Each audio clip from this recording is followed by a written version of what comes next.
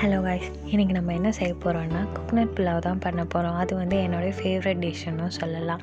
ஏன்னா வீட்டில் வேறு ஏதாவது மசாலா இல்லைன்னா இது ஈஸியாக பண்ணிட முடியும். ஒன்றே ஒன்று, தேங்காய் மட்டும் இருந்தால் போதும். தேங்காய் அரைச்சி தேங்காய் பால் எடுத்துக்கிட்டு ஈஸியாக செஞ்சிட முடியும் நம்மளால். இதில் வந்துட்டு நான் நேற்று நைட்டே பட்டாணி எல்லாமே ஊற வச்சு எடுத்துக்கிட்டேன். பட்டாணி ஆட் பண்ணணுமா அப்படின்னா அப்படிலாம் கிடையாது.